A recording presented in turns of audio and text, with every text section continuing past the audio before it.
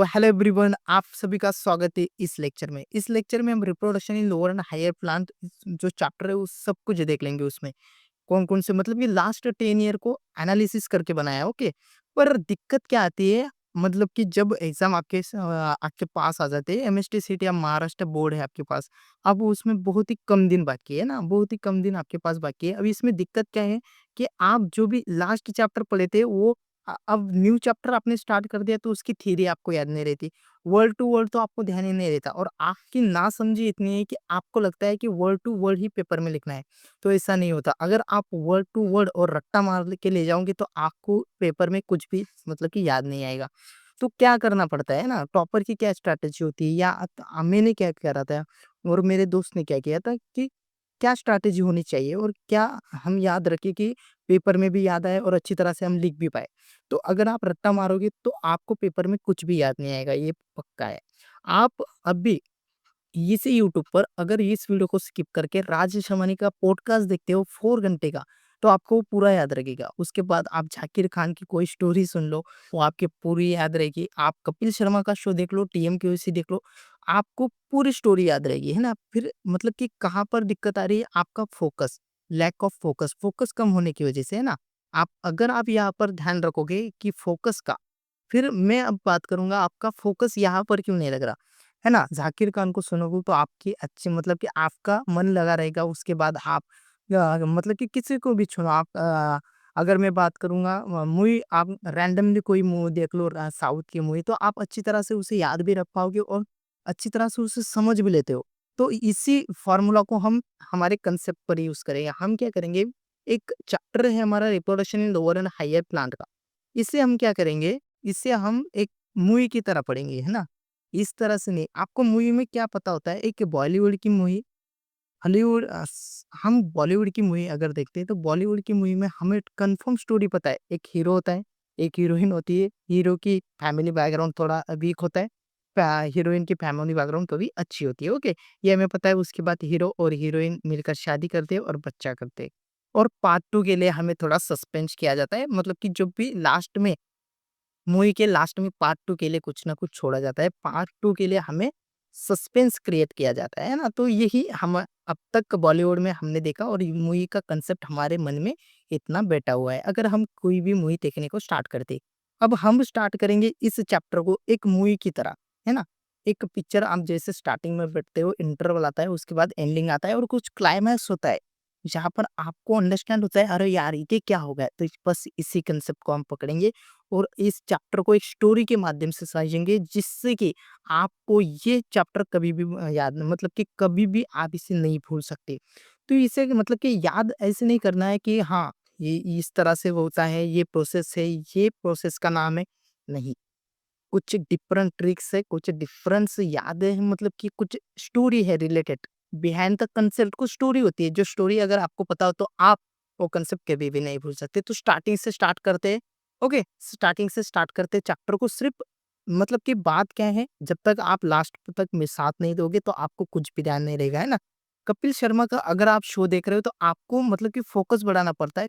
मतलब कि जो आपको मतलब कि जो जोक आते हैं वो समझना पड़ता है ना, सुनना पड़ता है। अगर आप नहीं सुनोगे तो आप उस पर हँस भी नहीं पाओगे, है ना?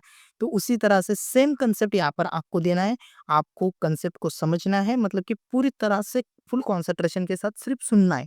अगर आप सुनोगे, आप अगर कपिल शर्मा या शो या फिर आप टीम के उसे देखते हो, क्या आप उसमें नोट्स बनाते हो? है ना? नोट्स बनाते हो कि यार मैं नोट्स बनाऊँगा तभी उसे रिविज़न करके तब वो कांसेप्ट मुझे समझेगा और फिर मैं हँसूँगा। ऐसा कुछ होता है या नहीं ना? जब मतलब कि इंस्टेंट आपको पता है कि यार ये बोल रहा है बंदा और मैं समझ रहा हूँ और मैं हँस दूँगा।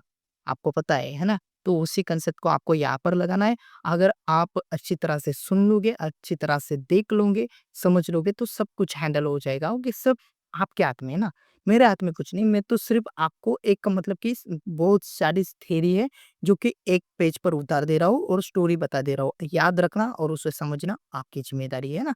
तो पूरी तरह से एंडिंग तक रहना है। एंडिंग तक अगर आप रहते हो तो आपका पूरा कांसेप्ट क्लियर हो गया है इसीलिए। ओके, सो स्टार्ट करते हैं reproduction in lower and higher plant का फर्स्ट लेक्चर। और फर्स्ट लेक्चर में मैं मतलब कि मैंने लास्ट 10 ईयर को एनालिसिस किया और एक पॉइंट ऑफ मैंने देखा कि यार कुछ सेम कांसेप्ट है, सेम टॉपिक्स है और सेम क्वेश्चन है जो कि रिपीट हो रहे हैं।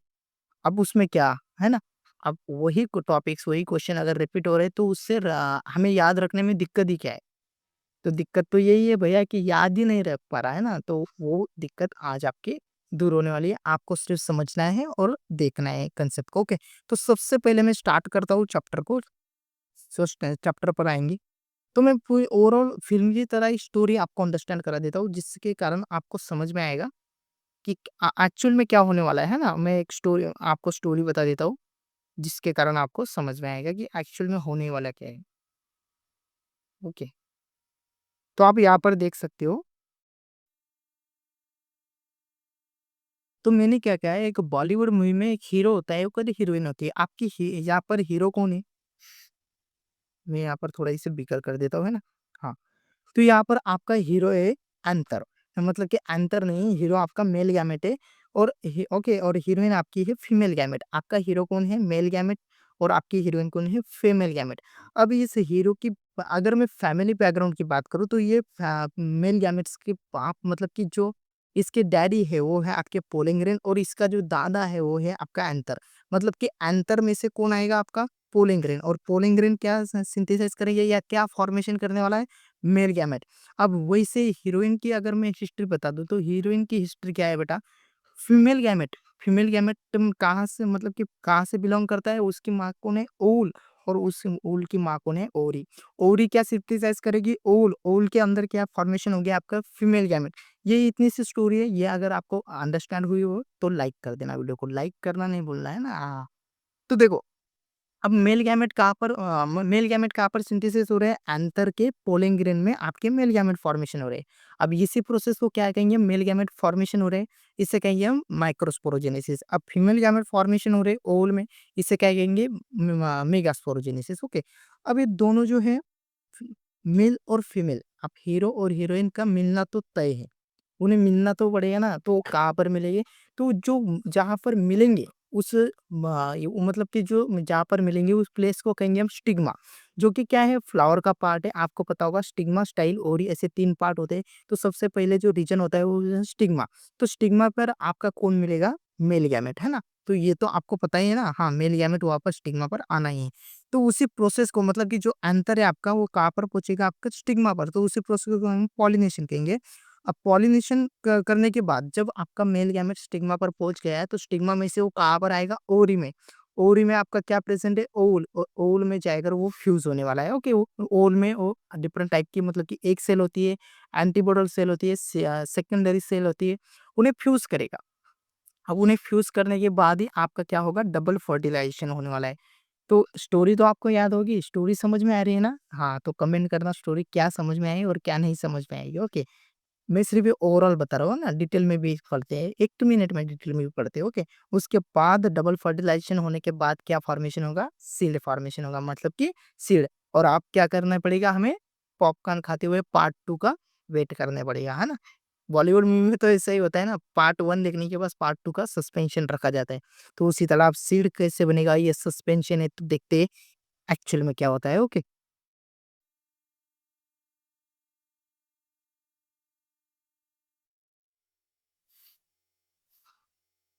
ओके, तो ये हमारा चैप्टर का नाम है, चैप्टर का नाम क्या है? रिप्रोडक्शन इन लोअर, है ना? Reproduction in lower and higher plants, okay. दो इसमें लोअर प्लांट्स पढ़ते हैं हम, हायर प्लांट पढ़ते हैं, ओके। लोअर प्लांट बेसिकली आपका असेक्सुअल रिप्रोडक्शन करते हैं और वेजिटेटिव रिप्रोडक्शन करते हैं। अब असेक्सुअल रिप्रोडक्शन और वेजिटेटिव रिप्रोडक्शन की अगर मैं बात करूँ, तो असेक्सुअल रिप्रोडक्शन और वेजिटेटिव रिप्रोडक्शन के मैंने बहुत, मतलब कि उस पर कंसेप्ट भी बनाया। अगर आप कहते हो तो मैं आपको कमेंट में भी अंडरस्टैंड करा सकता हूँ, पर असेक्सुअल रिप्रोडक्शन और वेजिटेटिव रिप्रोडक्शन में हम टाइम वेस्ट नहीं करेंगे। इस पर फिर इतना ध्यान रखो कि असेक्सुअल रिप्रोडक्शन की आपको डेफिनेशन, वेजिटेटिव रिप्रोडक्शन की भी डेफिनेशन, और उसके साथ उनके एग्जांपल्स, है ना? सेक्सुअल रिप्रोडक्शन के उसके कौन-कौन से टाइप है और उसके कौन-कौन से एग्जांपल है, ये आपको ध्यान में रखना है ना?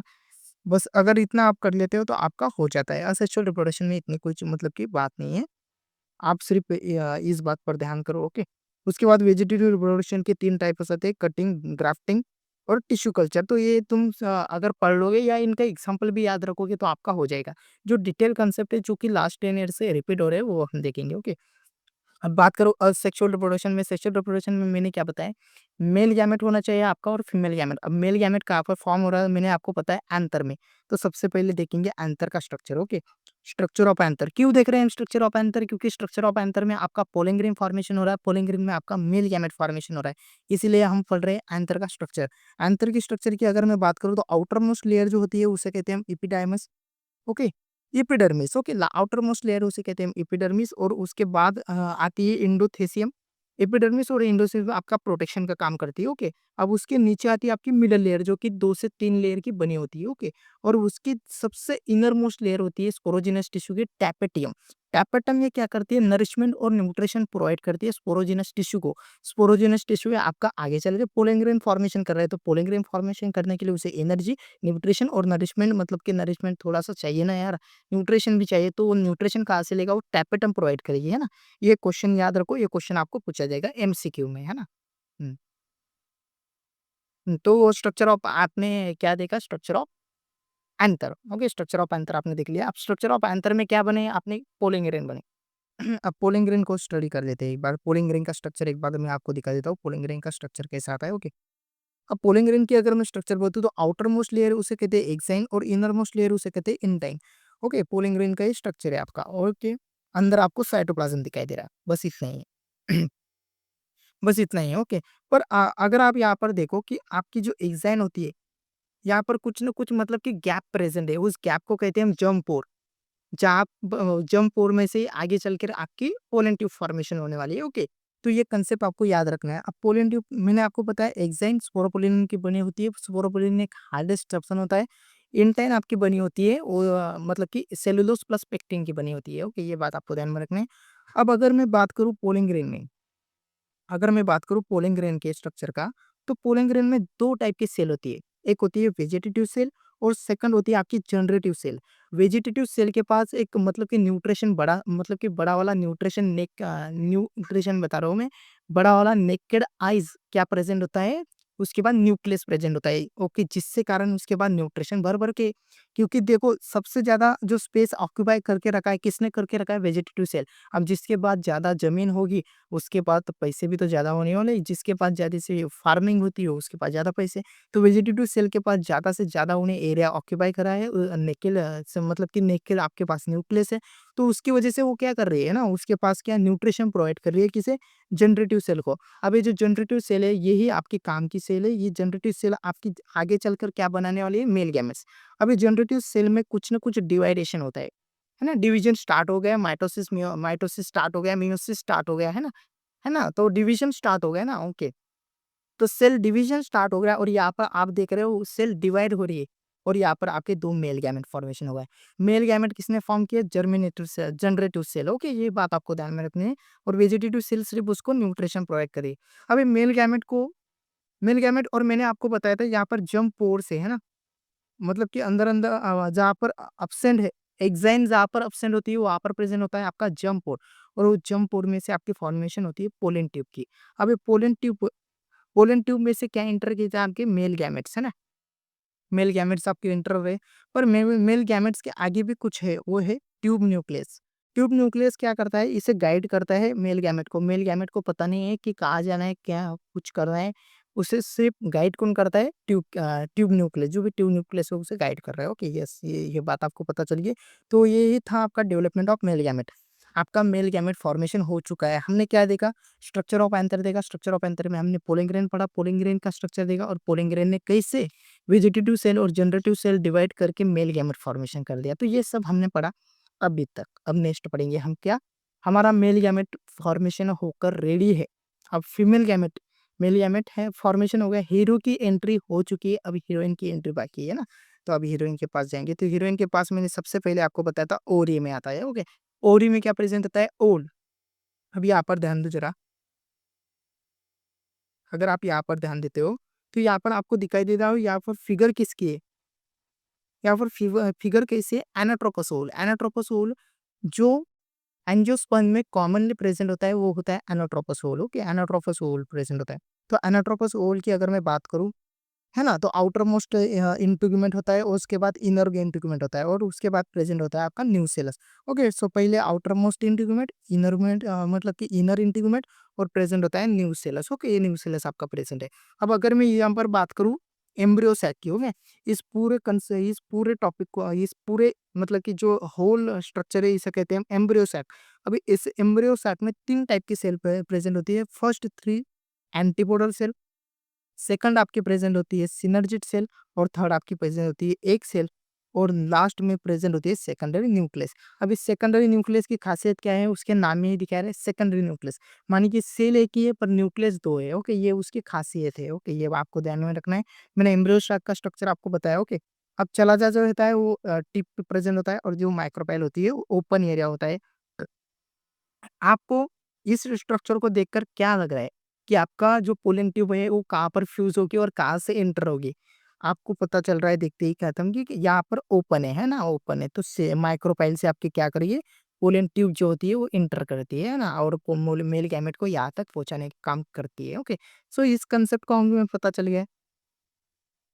मैंने ओवरऑल स्ट्रक्चर देखा। अब ओवरऑल स्ट्रक्चर में मैंने क्या समझा, ओवल है, ओवल में क्या प्रेजेंट है, एम्ब्रियो सैक में 3 सेल प्रेजेंट है एंटीपोडल से, उसके बाद सेकेंडरी न्यूक्लियस, सिनर्जिड सेल और एक सेल। ओके, ये कंसेप्ट मुझे पता चल गया।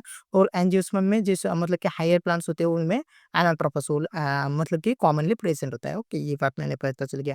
अब मैं देखूंगा हीरोइन की एंट्री मैंने की फीमेल गैमेट कहाँ पर फॉर्मेशन हो रहे हैं और उसका डेवलपमेंट कैसा है, डेवलपमेंट ऑफ फीमेल गैमेट। तो सबसे पहले देखो यहाँ पर, सबसे पहले आपको दिखाई दे रही है मेगास्पोर मदर सेल जो कि डिप्लॉइड है ना? वो डिप्लॉइड है, मियोसिस करके कितनी सेल फॉर्मेशन करती है? Haploid 4 cell. डिप्लॉइड है और मियोसिस करके 4 हैप्लॉइड सेल फॉर्मेशन कर रही है। अब वो हैप्लॉइड 4 सेल फॉर्मेशन कर रही है, पर जो हमारा एम्ब्रियो सैक है वो हैप्लॉइड है। ओके, क्योंकि जो मतलब कि 4 सेल फॉर्मेशन करती है, 4 सेल में से 3 सेल क्या हो चुकी है आपकी, डीजेनरेट हो चुकी है। 3 सेल जो आपकी डीजेनरेट हो चुकी है। एक सेल है मेगास्पोर जो कि ग्रोथ कर रही है, नरिशमेंट कर रही है सेल न्यूसेलस में। ओके, न्यूसेलस की हेल्प से क्या कर रही है, नरिशमेंट हो रही है, उसकी ग्रोथ हो रही है। अब मियोसी उसी एक सेल में मियोसिस फर्स्ट होगा, उससे 2 न्यूक्लियस आपके फॉर्मेशन हो गए। ओके, सेकंड माइटोसिस होगा, उसमें आपका क्या होगा, 4 सेल, 2 सेल से 4 सेल बनेगी। थर्ड माइटोसिस होगा, उसने क्या करेगा, आपके 4 सेल से 8 न्यूक्लियस फॉर्म हो रहे हैं। ओके, कितने, 8 न्यूक्लियस फॉर्मेशन हो रहा है, याद रखना। ओके, 8 न्यूक्लियस फॉर्मेशन हो रहा है।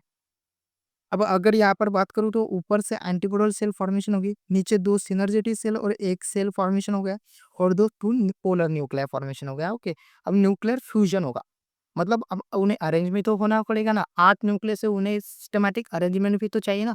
तो उस सिस्टमैटिक अरेंजमेंट होकर एक मैच्योर एम्ब्रियो सैक आपका फॉर्मेशन होगा। तो मैच्योर एम्ब्रियो सैक में आप देखोगे, आपको यहाँ पर कितनी है, 3 सेल, एंटीपोडल की 3 सेल कैलकुलेट करना। कैलकुलेशन मतलब कि कैलकुलेटर अपने पास रखो, कैलकुलेशन करना। बहुत डिफिकल्ट कैलकुलेशन है और मुझे बताना आपका कैलकुलेशन में क्या मतलब कि आपने क्या कैलकुलेट किया है, मुझे एक कमेंट में बताना। देखो 3 सेल है, बराबर है। यहाँ पर एक सेकेंडरी न्यूक्लियस है, 4 सेल हो गए और नीचे 2 सिनर्जिड सेल है, आपकी कितनी होगी, 6 हो गए। ओके, और एक क्या है आपकी मतलब ये एक क्या है आपकी, तो एक मतलब कि 2 क्या है आपके, 3 आपके एंटीपोडल सेल, 1 है सेकेंडरी न्यूक्लियस और 2 सिनर्जेटिक सेल होकर और एक सेल, तो आपकी कितनी होगी, 7 सेल। आपको कितनी होगी, 6 are the haploid, 1 are the haploid. तो फर्टिलाइजेशन के बाद कितनी होगी आपकी, 7 सेल प्रेजेंट है। तो मैंने आपको पता है 7 सेल है, तो 7 सेल के पास कितने न्यूक्लियस होने चाहिए? एक क्वेश्चन मेरा है आपसे, आपका कमेंट में बताना है। 7 सेल है और उसके बाद न्यूक्लियस कितना होने चाहिए? मैं आपको बता देता हूँ, 7 सेल है पर उसके पास कितने न्यूक्लियस है, 8 न्यूक्लियस है। कैसे 8 न्यूक्लियस है? ये 3 सेलर के पास सिंगल न्यूक्लियस प्रेजेंट है, पर ये सेकेंडरी न्यूक्लियस के पास क्या प्रेजेंट है, डबल न्यूक्लियस प्रेजेंट है। उसका नाम ही है न्यूक्लियस। ओके, सेकेंडरी न्यूक्लियस क्यों, तो उसके बाद 2 न्यूक्लियस प्रेजेंट है। इसीलिए इस एम्ब्रियो साक को हम क्या करते हैं, 7 सेल और 8 न्यूक्लियस ऐसा भी हम कहते हैं। ओके, सो इसीलिए उसे कहा जाता है। ओके, सो कंसेप्ट हमें समझ गया। अब इंटररोल हो गया, आपका मेल गैमेट भी फॉर्मेशन हो गया है, फीमेल गैमेट भी फॉर्मेशन हो गया है, आपका हीरो भी आ चुका है और हीरोइन भी आ चुकी है। अब दोनों में क्या होगा, दोनों का इंटरेक्शन होने वाला है, दोनों का इंटरेक्शन होगा, उसके बाद आपका क्या होने वाला है, मतलब कि वो किसी तरह प्लेस होगा जहाँ पर मिलेंगे और उसके बाद उनका डबल फर्टिलाइजेशन और पार्ट 2 का हमें वेट करना पड़ेगा। तो देखो अब मेल गैमेट फॉर्मेशन हो चुका है, फीमेल गैमेट फॉर्मेशन होगा। अब दोनों का ओके, मेगास्पोरोजेनेसिस हमने पढ़ लिया क्या है। अब होगा पॉलिनेशन। पॉलिनेशन एक टर्म क्या है मैं आपको बता देता हूँ। ओके, पॉलिनेशन एक टर्म क्या है मैं बता देता हूँ।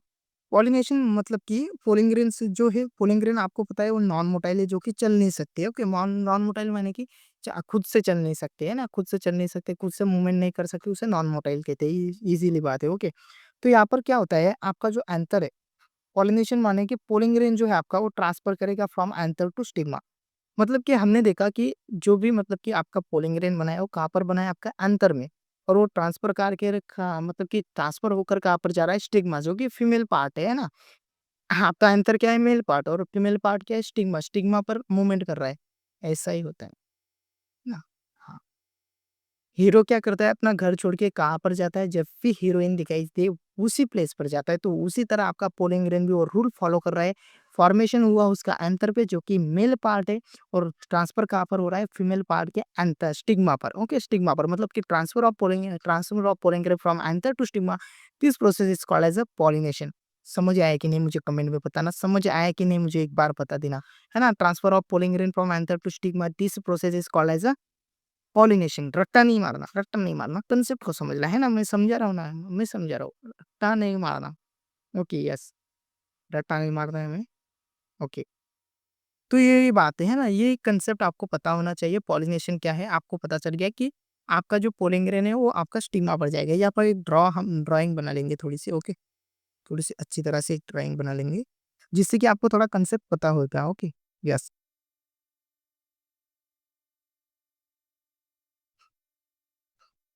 अब मैं ओके, ये क्या है आपका एंथर है, इसे अंडरस्टैंड कर लो, डायग्राम थोड़ी सी। ओके, यहाँ पर ओके, ये आपका एंथर है, यहाँ पर आपका स्टिग्मा है ना। अब आपका पोलिंग ग्रेन यहाँ से यहाँ पर एंट्री मारेगा, इसी प्रोसेस को कहेंगे हम पॉलिनेशन। ओके, अगर ये ट्रांसफर, अगर ये ट्रांसफर हो रहा है same flower of the same plant, flower भी सेम है, मतलब कि ये देखो आपका प्लांट है, तो इसी डायग्राम को थोड़ा अच्छी तरह से बनाता हुआ है ना। आपका ये प्लांट है ना? अभी इस प्लांट का ये एक फ्लावर है, इस प्लांट का ये एक फ्लावर है, इस प्लांट का एक फ्लावर है ना? इस कांसेप्ट को अंडरस्टैंड करना। इस कांसेप्ट से आपको पॉलिनेशन के 3 टाइप समझ में आने वाले हैं। ऑटोगैमी, गेटोगैमी और सिनोगैमी। तीनों कांसेप्ट एक ही डायग्राम से समझ में आएगी, सिर्फ आपको ध्यान में रखना है। अभी एक ही फ्लावर का स्टिग्मा भी है, और मतलब कि एक ही फ्लावर है, सेम फ्लावर सेम प्लांट, तो उस प्रोसेस को कहेंगे हम ऑटोगैमी, है ना? ऑटोगैमी। अगर डिफरेंट फ्लावर मतलब कि ये डिफरेंट फ्लावर है और सेम प्लांट है, तो उसे कहेंगे हम गेटोगैमी। ओके, और अगर different plant, okay, different plant के different flower, okay, different flower है और डिफरेंट प्लांट है सेम स्पीसीज के, तो कहेंगे हम जेनोगैमी, क्रॉस पॉलिनेशन। समझ में आएगा ये, एक बार समझ ले। ओके, अगर सेम प्लांट है और फ्लावर भी सेम है, तो उसे कहेंगे हम ऑटोगैमी। ओके, मतलब कि यहाँ पर ही आपके मेल मेल गैमेट भी यहाँ पर प्रेजेंट है, फीमेल गैमेट भी यहाँ पर प्रेजेंट है, और फ्यूजन सिर्फ इसी फ्लावर में हो रही है, तो उस प्रोसेस कहेंगे ऑटोगैमी। मतलब कि transfer of pollen grain from anther to stigma of the same flower of the same plant, इस process is called as autogamy.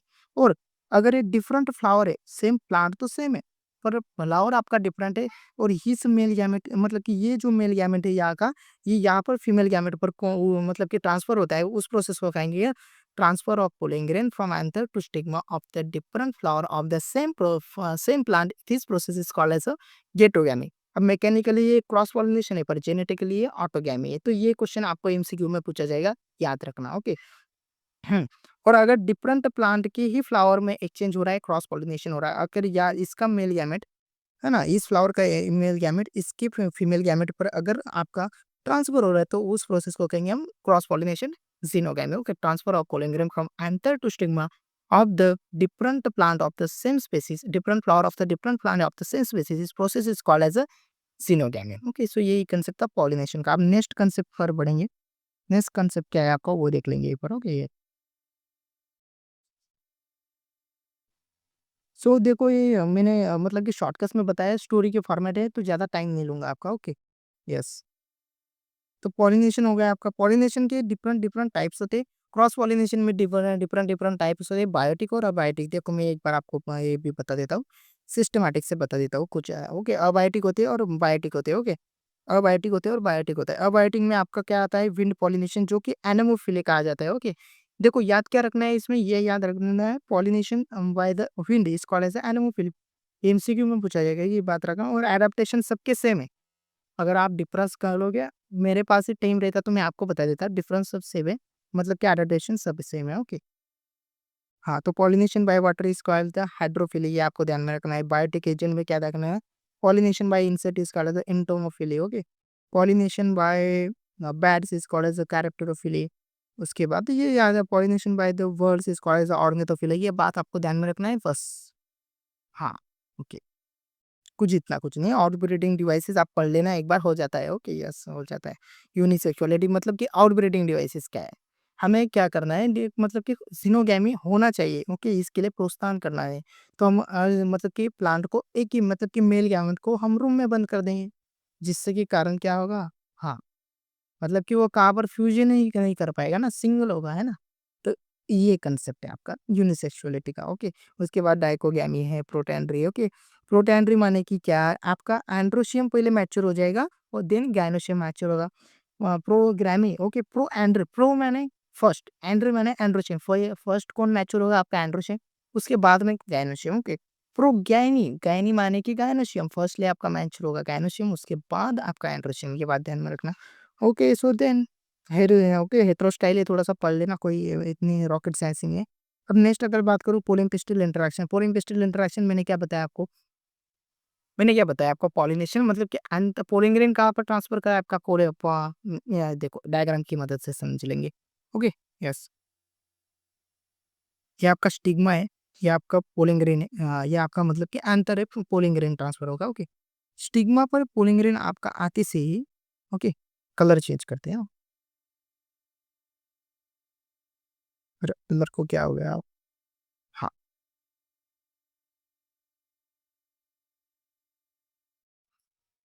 हाँ, तो ये समझने की कोशिश करो, ये आपका पोलिंग ग्रेन है और ये आपका स्टिग्मा है, ओके।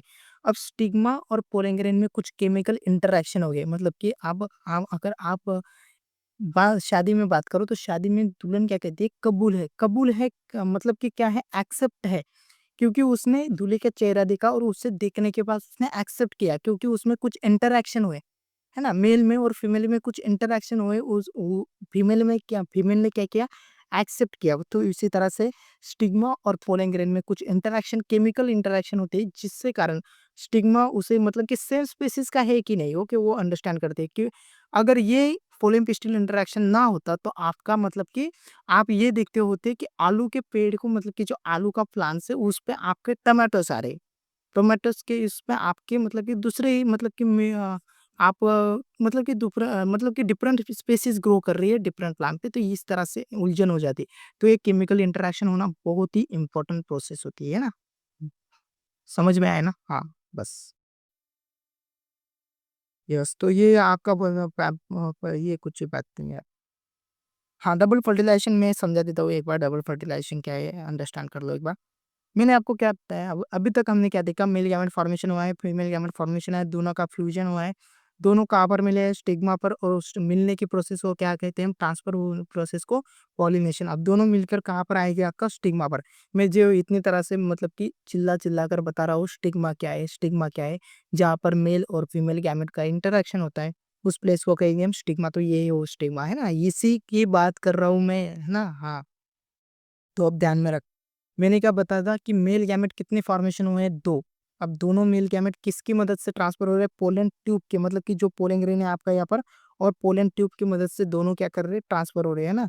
तो अब 2 मेल गैमेट है, तो कहाँ पर फ्यूज होना है, एक मेल गैमेट फ्यूज होता है आपका एक सेल से, ओके। और उसी जो मतलब कि एक मेल गैमेट कहाँ पर फ्यूज हो रहा है, एग में, और उसी प्रोसेस को कह रहे हैं हम syngamy. Second male gamete fuse हो रहा है आपका सेकेंडरी न्यूक्लियस को, और उसी प्रोसेस कह रहे हैं हम ट्रिपल फ्यूजन। अब सिंगैमी प्लस ट्रिपल फ्यूजन, इन दोनों प्रोसेस को मिलाकर कहते हैं हम डबल फर्टिलाइजेशन। डबल एक बार सुन, क्लोज में आता है, क्लोज में। मैंने क्या कहता था, 2 मेल गैमेट फॉर्मेशन हुआ है, एक मेल गैमेट कहाँ पर फ्यूज कर रहा है, एग में, उस प्रोसेस को कह रहे हैं हम सिनगैमी। सेकंड वाला न्यूक्लियस आपका कहाँ पर फ्यूज कर रहा है, आपका सेकेंडरी न्यूक्लियस में, उसी प्रोसेस को कह रहा है हमें triple fusion. Triple fusion, 3 nucleus का फ्यूजन हुआ है, इसके लिए ट्रिपल फ्यूजन। अभी मतलब कि सिनगैमी प्लस ट्रिपल फ्यूजन, दोनों प्रोसेस को क्या कह रहे हैं हम, डबल फर्टिलाइजेशन। ये इस बात को ध्यान में रखना, नोट डाउन कर लिया ना, डबल फर्टिलाइजेशन हो चुका है, ओके, डबल फर्टिलाइजेशन हो चुका है आपका। सिग्निफिकेंस एक बार पढ़ लेना, इंपॉर्टेंट है ना, डबल फर्टिलाइजेशन का। डबल फर्टिलाइजेशन पूछा जाता है, बहुत सी बार पूछा ही गया है, आपको ध्यान में रखना है ना। Development of endosperm. फिर उसके बाद क्या फॉर्मेशन होगा आपका? एंडोस्पर्म, एंडोस्पर्म और एम्ब्रियो। अब मुझे बता, यहाँ पर फ्यूजन कहाँ पर हो रहा है? तो आपके सेकेंडरी न्यूक्लियस, एंडोस्पर्म पहले फॉर्मेशन हो रहा है, उसके बाद आपका एम्ब्रियो फॉर्मेशन होगा। एम्ब्रियो फॉर्मेशन एक का फ्यूजन हुआ है, पहले जाइगोट एम्ब्रियो फॉर्मेशन होगा, उसके बाद जाइगोट। वो प्रोसेस चलेगी, वो प्रोसेस चलेगी। एम्ब्रियो फॉर्मेशन होगा आपको पता है, पर उसके पहले एंडोस्पर्म फॉर्मेशन कैसे हो रहा है ये तो कंसेप्ट समझ में नहीं आया। एंडोस्पर्म पहले फॉर्मेशन क्यों हो रहा है? क्योंकि एंडोस्पर्म ही है जो कि एम्ब्रियो को फॉर्मेशन होने के लिए एनर्जी न्यूट्रिशन प्रोवाइड करने वाला है। ओके, ये इसीलिए फर्स्टली आपका एंडोस्पर्म फॉर्मेशन होगा, उसके बाद डेवलपमेंट होगा आपका एम्ब्रियो। ओके, अब यहाँ पर अगर मैं बात करूँ एंडोस्पर्म की, तो 3 टाइप की एंडोस्पर्म होती है जो कि न्यूक्लियर टाइप होता है, सेलुलर टाइप होता है, हेलोबियल्स टाइप होता है। Okay, yes. उसके बाद आपका embryo, development of embryo monocot में डिफरेंट तरह के होते हैं और डाइकॉट में अलग तरह के होता है। एक बार आप पढ़ लेना, हो जाता है। अब लास्ट जो पॉइंट आया है वो हमारा है सीड। मैंने क्या बताया था कि लास्ट में आपका क्या प्रोडक्ट क्या है ना, इसका एम क्या था? सीड फॉर्मेशन करना, इसका एम क्या था? सीड फॉर्मेशन करना। तो सीड फॉर्मेशन हुआ है, सीड फॉर्मेशन का डाइकोट सीड का अगर स्ट्रक्चर बता दूं तो ये स्ट्रक्चर होता है। ओके, ये स्ट्रक्चर आप एक बार बुक में से देख लेना, ये स्ट्रक्चर इम्पोर्टेंट है, आ सकता है ना। हाँ, ठीक है, ओके, यस। तो ये था आपका सीड का डेवलपमेंट। ओके, सीड और फ्रूट आप पढ़ लोगे तो हो जाएगा, कुछ इतना मतलब कि हैवी नहीं है। टर्म है एपोमिक्सिस। एपोमिक्सिस में क्या मतलब कि क्या होता है? Formation of embryo. Embryo formation हो रहा है विदाउट फर्टिलाइजेशन, उस प्रोसेस को क्या है? एपोमिक्सिस। उसके बाद आएगा आपका, उसके बाद आएगा पार्थेनोकार्पी। पार्थेनोकार्पी में क्या है? डेवलपमेंट ऑफ फ्रूट डेवलपमेंट होता है without process of the fertilization, मतलब कि विदाउट फर्टिलाइजेशन के प्रोसेस के आपका क्या फॉर्मेशन हो रहा है? फ्रूट, तो उसे कहते हैं पार्थेनोगामी। और विदाउट फर्टिलाइजेशन के अगर आपका एम्ब्रियो फॉर्मेशन होता है तो एपोमिक्सिस। Okay, yes. यस, और पॉलीएम्ब्रॉनी माने कि मतलब कि development of more than one embryo, मतलब कि एक एम्ब्रियो से ज्यादा अगर एम्ब्रियो फॉर्मेशन होता है उसको पॉलीएम्ब्रॉनी, है ना। तो यही कंसेप्ट था। अगर अभी इस चैप्टर के इंपॉर्टेंट टॉपिक्स की अगर मैं बात करूँ तो सबसे पहले टॉपिक है आपका स्ट्रक्चर ऑफ एंथर। ओके, तो मुझे के हमने कवर कर लिया।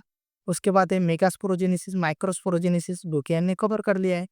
एनाट्रोकोसोल, जो कि बहुत अच्छी तरह से हमने कवर करा है।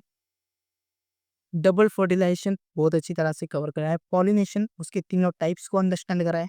Okay, yes. अपोमिक्सिस, पॉलीएम्ब्रॉनी, उसके बाद पार्थेनोगार्पी, है ना।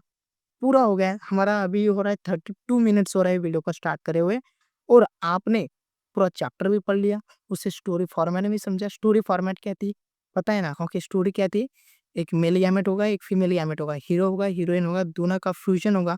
और वो कौन से प्लेस पर होगा? स्टिग्मा पर। स्टिग्मा पर फॉर्मेशन होकर वो कहाँ पर जाएगी? आपका ओल में, है ना। ओल के ओल में जाएगी। ओल में जाने के बाद वो आपका फ्यूजन होगा, ट्रिपल फ्यूजन होगा, सिनगैमी होगा। उसी प्रोसेस को हम डबल फर्टिलाइजेशन करें, और डबल फर्टिलाइजेशन होने के पास एम्ब्रियो फॉर्मेशन होगा, आपकी क्या बनेगा? सीड बनेगा। ओके, सीड भी देख लिया, और स्पेशल टर्म होती है एपोमिक्सिस, पार्थेनोगार्पी और पॉलीएम्ब्रॉनी, सब कुछ पढ़ लिया, है ना। मजेदार कंसेप्ट था और बहुत ही कम टाइम में एक्सप्लेन कर लिया। पूरा चैप्टर खा गए, है ना। अब आप नहीं भूल पाओगे, है ना। आपने अगर साल भर रट्टा मारा हुआ है तो आप उसे याद नहीं रख पाओगे, पर इस स्टोरी फॉर्मेट में आप इजीली याद रख सकते हो, है ना। इजीली याद रख सकते हो, आपको इजीली कंसेप्ट समझ में आएगा। आपको ये इजीली कंसेप्ट समझ में आएगा। मैं क्या कह रहा हूँ, कंसेप्ट टू कंसेप्ट या फिर वर्ड टू वर्ड आपको लिखना मतलब कि पॉसिबल ही नहीं है ना। क्योंकि हम जीनियस तो नहीं है कि वर्ड टू वर्ड हम पेपर में जैसा कंसेप्ट है वैसा ही लिख देंगे, है ना। और पेपर चेक करके भी मतलब कि ये नहीं लगता कि यार हाँ वर्ड टू वर्ड आएगा, वो भी नहीं एक्सेप्ट करता। उसे पता है मेंटालिटी स्टूडेंट की क्या है। आज के समय में सब पेपर चेकर को पता है कि स्टूडेंट की मेंटालिटी क्या है। ओके, वो सिर्फ क्या देखता है कि स्टूडेंट का कंसेप्ट क्लियर है कि नहीं। अगर आप अपनी स्टोरी को कंसेप्ट के फॉर्मेट में लिखोगे, जब भी आपके पास आप मुझे बताओ, क्वेश्चन है माइक्रोस्पोरोजेनेसिस, आप नहीं लिख पाओगे। बोले आपका अंतर का स्ट्रक्चर नहीं लिख पाओगे। डेवलपमेंट ऑफ मेल गैमेटोफाइट अगर आएगा तो पोलिंग का स्ट्रक्चर, उसमें वेजिटेटिव सेल, जनरेटिव सेल मैंने आपको बताया। उसके बाद हमारा हीरो का फॉर्मेशन, मेल गैमेट का फॉर्मेशन नहीं बता पाएंगे, बता पाओगे। तो ये बताए कंसेप्ट की। ओके, कंसेप्ट पर बिल्ड पर यार, है ना। कंसेप्ट पर यकीन रखो, आप इजीली शॉर्ट आउट कर सकते हो। ओके, सो इसी तरह से 34 मिनट हो रहे हैं और आपने ही पढ़ लिया है reproduction in lower and higher plant. और मैंने बताया था कि पिक्चर की, हमारे बॉलीवुड पिक्चर की एक फेमस लाइन है कि आपको पहले दिखाया जाता है वो ट्रेलर, उसके बाद इंटरवल, और उसके बाद पॉपकॉर्न खाते हुए पार्ट 2 का वेटिंग करना पड़ता है। तो उसी के तरह आपको पार्ट 2 का वेटिंग करना है और पार्ट 2 आएगा आपका reproduction in lower and higher animal के ऊपर, उसे भी 32 या 34 मिनट्स में हम कवर कर रहे होंगे। और इसी तरह से आपके जो भी टॉप 10 या टॉप 15 मतलब कि जो भी चैप्टर्स आपके इंपॉर्टेंट होंगे बोर्ड के लिए, जितना मेरे से हो सकता है उतना आपसे कवर करा लूँगा, ओके। सिर्फ़ आपको कंटिन्यूटी और क्या कंसिस्टेंसी बतानी है कि कंसिस्टेंसी अगर आप बताओगे तो हो जाएगा, है ना? Okay, yes.